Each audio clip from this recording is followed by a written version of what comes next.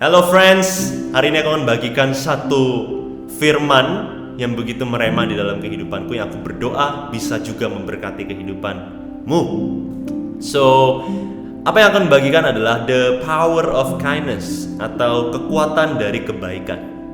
Kita tahu kebaikan adalah salah satu buah roh. Artinya ketika kita berjumpa dengan Tuhan, kita pun akan mengalami atau menjadi orang-orang yang baik hati. Kita akan menjadi orang-orang yang murah hati.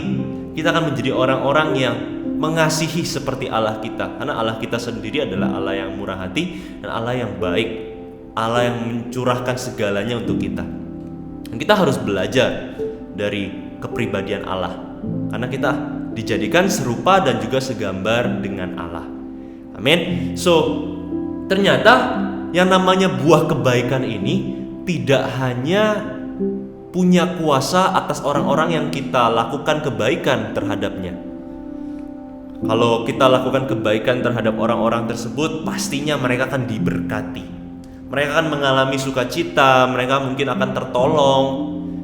Tapi sometimes atau seringkali kita merasa rugi ketika kita memberi. Aku rugi karena aku harus kehilangan ini. Aku rugi karena aku harus memberikan ini. Padahal sesungguhnya tidak, teman-teman. Sesungguhnya ketika kita memberi, kita pun juga untung. Karena buah itu tidak hanya dinikmati oleh orang lain, tapi buah itu pun juga bisa kita nikmati. Makanya ikut Tuhan itu bukanlah satu kerugian. Kalau kita bilang kalau kita taat sama Tuhan itu adalah satu kerugian, tidak. Itu bukan satu kerugian. Mungkin itu hanya perspektif sementara. Sesungguhnya ketika kita memilih untuk mengikut Tuhan, kita untung besar-besaran. Kenapa? Aku ingin jelaskan the power of kindness terhadap diri kita. Efek samping dari kebaikan yang kita berikan kepada orang lain terhadap diri kita. Aku mau share dari cerita Daud, di mana Daud ketika itu sedang dikejar-kejar oleh musuhnya. Lalu ia terpaksa harus masuk ke dalam gua. Dalam gua itu dia dikirimkan sama Tuhan orang-orang yang mengalami hal yang sama dengannya. Wow, dan di situ dia berbagi kebaikan. Dia memimpin orang-orang itu. Sekalipun dia ada di dalam masalah, dia tetap memimpin orang-orang itu dan ia layani orang-orang itu dengan sungguh-sungguh. Tahukah satu hal itu yang Daud pelajari? Satu, Daud belajar untuk bersyukur. Daud belajar ketika dia memberi, dia belajar untuk menjadi orang yang bersyukur. Kenapa? Karena ketika dia memberi, dia itu melihat, oh ternyata aku tidaklah orang yang paling malang di dalam dunia ini. Tadinya aku kira aku orang yang paling malang di dalam dunia ini.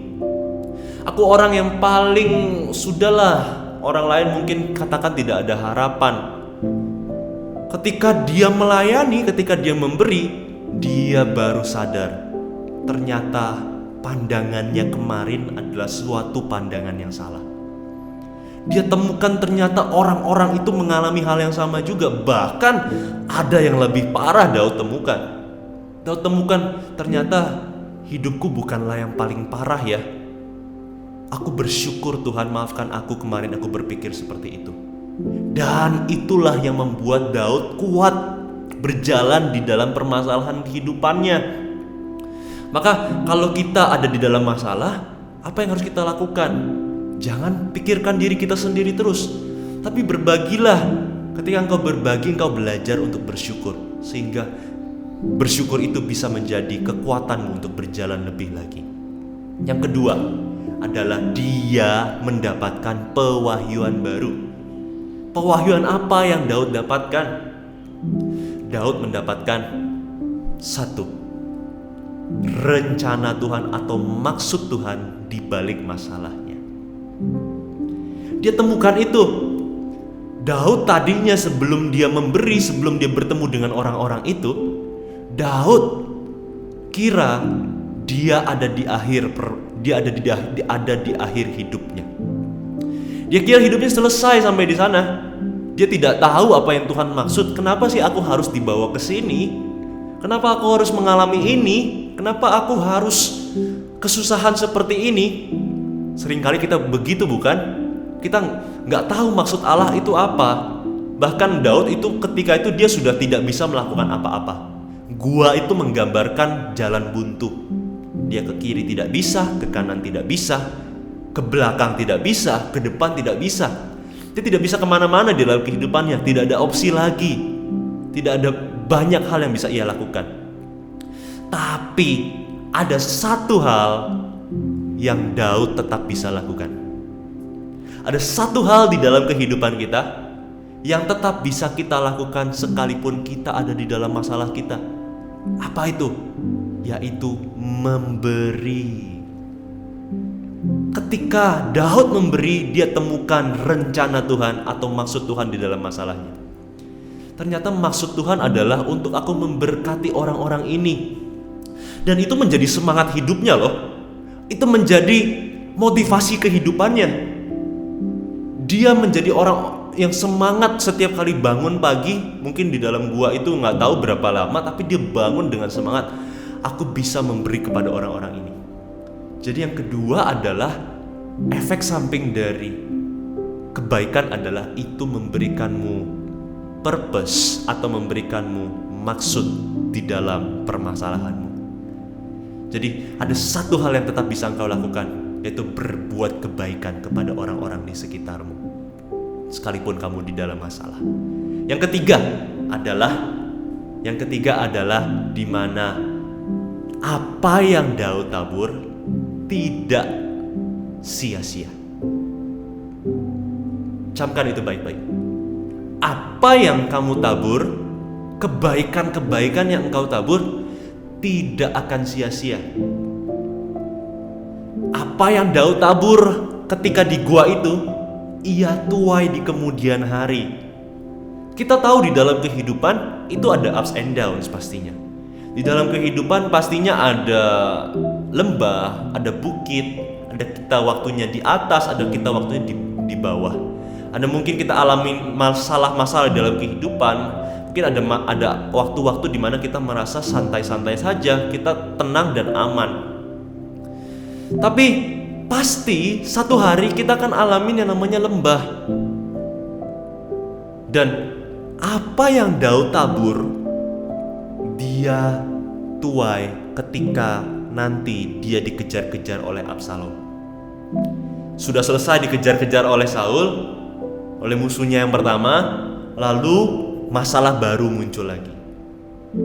Ketika dia harus keluar dari kerajaannya, dia harus keluar dari Yerusalem. Ada orang-orang yang membantu dia ketika dia ada di padang gurun. Ada orang-orang yang menopang hidupnya, ada orang-orang yang memberi dia roti. Siapa itu?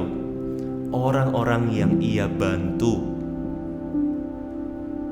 di hari-hari sebelumnya.